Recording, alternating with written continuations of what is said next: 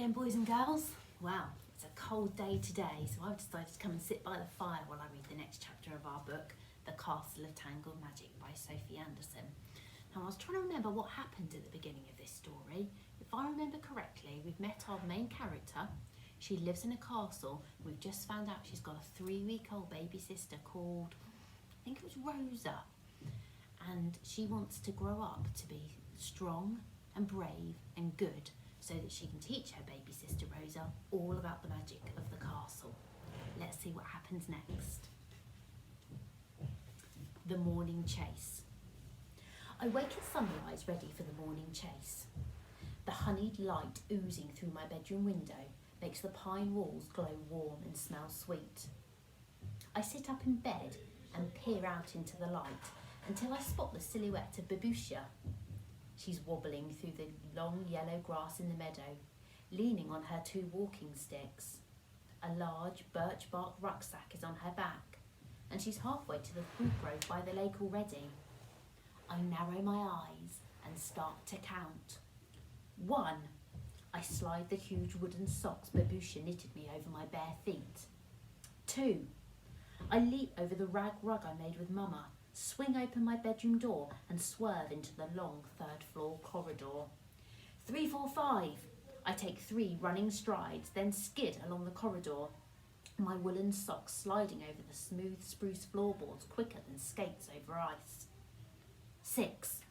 I reach the first staircase, jump onto the sweeping oak banister and zoom down it so fast that my heart races to catch up with me. Several of the portraits of my royal ancestors frown at me, but I ignore them with a whoop. 7, 8, 9, 10.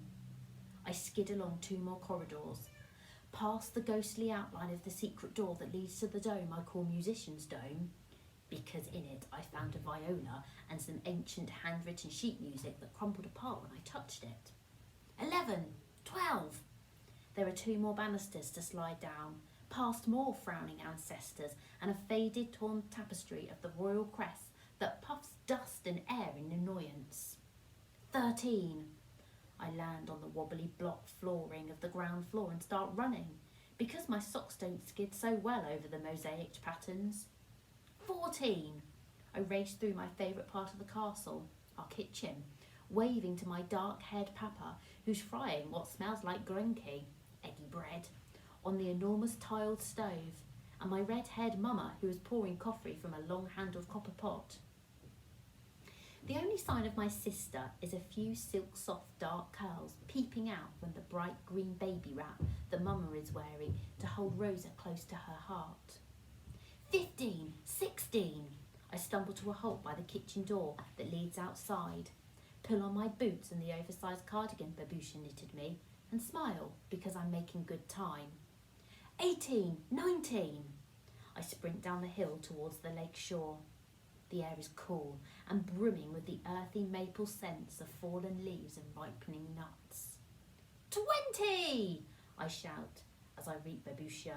2 seconds faster than yesterday. But you're still wearing your pyjamas, Babusha replies without looking up. And you haven't eaten breakfast. She's focusing on where to place her walking sticks and feet on the rough, hummocky ground. My pyjamas are comfy, and I'm not hungry yet. I hold an arm out. A small growl of annoyance rumbles in the back of Babusha's throat, but she passes me one of her walking sticks and grips my elbow instead. You don't need to keep chasing me out here every morning, Oya. I can walk fine with my sticks. Babusha lifts her head and her big dark eyes shine as they reflect the rising sun. I know you can. I just like the morning chase, and I hesitate, wondering whether to tell Babusha the other reason I follow her out here every morning.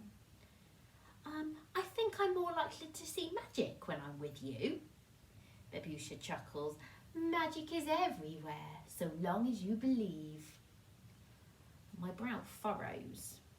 Babusha has a way of explaining things that seem both simple and complicated at the same time, and the true meaning of her words often feels just beyond my grasp. We reach the shade of the overgrown fruit grove and Babusha leads me through it to the sprawling yellow-leaved trees on the far side. "So what are we collecting today?" I ask. "Granite apples." Babusha stops and I help remove her rucksack and pass her walking stick back. We both peer into the trees. The fruits from the lower branches have already been picked, but the branches higher up are loaded with small red apples. I kick off my boots and socks and clamber up the nearest tree, my bare feet gripping the thick, rough trunk and my hands grasping each branch until I'm surrounded by fruit. Then I swing my leg over a sturdy branch and pick up 3 perfect apples. I try to pass them down to Babusha, but she's wandered to the next tree along. She lifts a walking stick, rattles it against a branch, and 5 apples drop to the ground at her feet. She leans down to pick them up. "What are you going to cook?" I ask, letting the apples I picked fall to the grass below.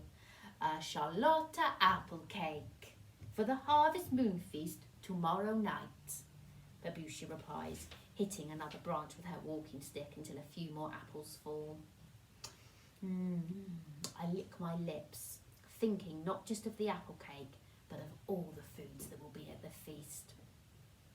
Once a year, when the harvest moon rises fat and red, Castle Mila glistens like a ripening blackberry, and its great hall fills with people carrying the last fruits of autumn, baked into pies and boiled into jams of every colour and flavour imaginable.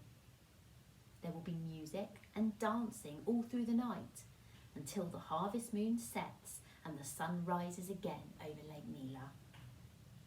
This year, the celebrations will be bigger and merrier than ever before, because this year is Castle Mila's 500th birthday. I'm most excited about the patch that I've made. It's a small square of fabric about the size of my palm, with a picture stitched into it. Someone from our family makes one every year, and tomorrow I'll add mine to the 499 other squares that make up our patchwork family blanket. I've always dreamed about having a brother or sister, and since Rosa was born, all I've wanted to be is the best big sister for her. The patch I've made feels like a start. It shows how much I love her, and once I've sewn it onto the blanket, it will prove forever how glad I am that she is part of our family. I turn to look at the castle, thinking of all the adventures I want to have there with Rosa as she grows up. The huge round roof domes reflect so much light that I have to shield my eyes to look at them. "Every year they grow brighter." Babusha straightens her back and follows my gaze. "Papa says the aspen shingles that cover the domes get more silvery as they age, reflecting more light." I reach up into a branch so full of apples that it's bowed under their weight. Babusha snorts. "Your papa is a fine carpenter who knows about all the wood of Castle Mila, I'm sure. But he's never ever paid any attention to the castle's magic, even when he was a young boy. The castle domes are filled with magic, and that's been locked away from the world. And they grow brighter every year because that magic is trying to escape." I look up at the domes again. They are radiant, shimmering like quicksilver. "Why is Sundome the brightest?" I ask, hoping Babusha will tell me, but that this time I'll understand her explanation. "Because the key to unlock the magic is hidden inside the dome." Babusha's eyes twinkle. "No one has ever found a way up there. I've spent years of my life looking, but the spirits tell me even they can't get into the dome. And even if they could, their key isn't a key, and the lock is hidden somewhere else." "That doesn't make any sense." I shake my head, pick a few more apples, then lean over the top of them near Babusha. "Do you think it's even possible to unlock the magic trapped inside the domes?" If you believe you can do it, then you will. Belief is everything. You can never have enough of it, Olya. I want to believe.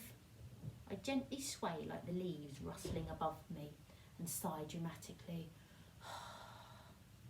But I don't see the magic the way you do, Babusha.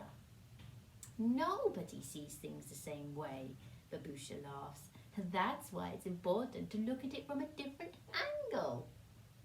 I lean further over until I'm dangling upside down from the branch. You mean like this? I say, smiling. Babusha rolls her eyes but smiles back.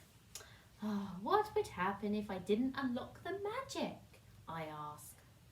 Babusha stares long and hard at the domes as if she's trying to figure something out. Then the magic would be free, she says finally.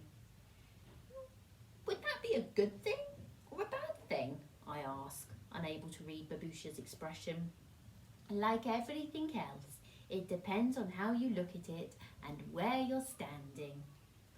Babusha frowns as a wind blows from the direction of the castle, rakes through the meadow and agitates all the trees in the grove. It smells faintly of the castle's hidden spaces, of warm pine, dust and old books, but also of something far more ancient, like sun-baked stones and dry cracked earth. Cold air needles through my cardigan and pyjamas. I shiver and grip a branch I'm holding tighter. My hair whips around my face and flashes of golden light dance in front of my eyes. I stop breathing and stare at the sparks of wonder. I've never seen anything like them. Then, as quickly as they arrived, the wind falls away and the lights are gone. I'm left feeling ruffled and breathless. It's as if, just for a moment, a veil over the world blew back and I saw something glittering and tangled beneath. I swing down from the tree and land next to Babusha, my pulse racing. You saw magic, didn't you? Babusha leans towards me and looks right into my eyes. I don't know. It might have been. I bite my lip. How can you tell? Your heart knows the truth. Babusha leans even closer and whispers into my ear. Time is running out, Olya. If the magic isn't unlocked soon, it will break out on its own. And that would be a bad thing, from whatever angle you are looking at it. Babusha's words land heavily, sending waves through my mind. I've always looked for magic because the idea of it makes me feel curious and excited. But I've never considered that something bad might happen if I didn't find it. What if I'm meant to be looking harder or doing something more to reach it? Another breeze whirls around me and I nestle deeper into my cardigan. I think it's just a cold autumn wind, I say to Babusha, trying to reassure myself rather than her. Because in my heart, I feel this is no ordinary wind, and I feel something is about to happen. Excitement is fizzing up from deep inside me, but my stomach is flipping with nerves too, because I'm not sure that I'm ready for whatever this thing is. Wow, I wonder if Olya's just discovered something magical is about to happen, and I wonder if it's going to be good magic or bad magic. Tune in next time to find out.